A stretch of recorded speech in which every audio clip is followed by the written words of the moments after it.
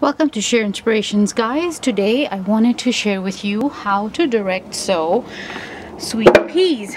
So here are the sweet peas that are already rooted, and I should have planted them a couple of days ago, but they have been in the water for about a week now, and I usually leave them in there for about 3 to 4 days, and as soon as I start seeing roots, I go ahead and bring them out and plant them. Now, if you notice, I do also have some already planted that I planted about a month or so ago.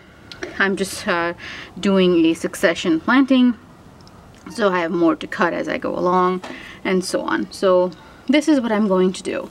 As you notice that I have these sticks around where I planted, so I'm going to do this with the same thing with these when I plant them.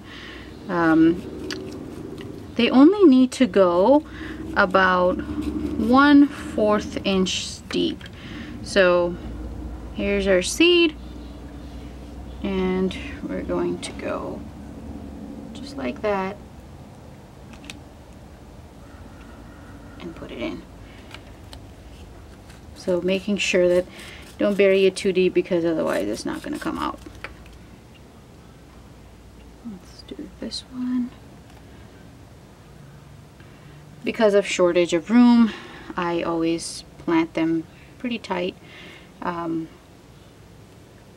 so I can cut more. Now, something else I wanted to share is there's a whole bunch of different varieties of sweet peas. Some are early blooming. They like lighter, less light in the day, and the others like more light in the day. So there's that little bit of a difference. Most of the ones that I plant are the ones that actually enjoy less light, only because these should, for me, I want them to be blooming in the winter. So here we are. I had a total of about 8 seeds that I had planted. This one is called the Queen of the Night sweet pea. I'm going to go ahead and put the label. Something else I wanted to also share with you is when they reach about, so now these have been pinched. When they reach about 6 inches or so, I pinch them. I'm going to show you one by doing so. Let's see here. So this, as you see, is bushy already, and this is what you want. You want a whole bunch of different strands, not just one. And when they reach about 6 inches, you want to be cutting this like that. And this makes the plant bushy. I had already done that. I was just showing you because I forgot to record when I actually did the pinching of these guys. So these are 2 different varieties. These ones that you see on this side are Elegance Mix, and these ones are Mammoth. Now again, with the germination rate and whatnot, how old the seed is and everything else depends on, as in how many plants you're going to get will depend on how old the seed is. That's what I was trying to say.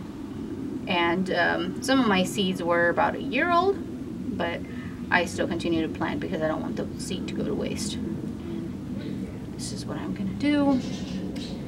I'm going to wait for this one to get a little bit longer so I can put this on here.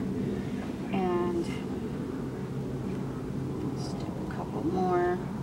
You don't want these to turn into a ground cover. You want to tie them up as soon as possible, because if they're not tied, then like I said, they're going to go everywhere and it's not going to be very pretty. And the little tendrils on this thing are so strong, they will latch on to anything and everything they're going to find in their way.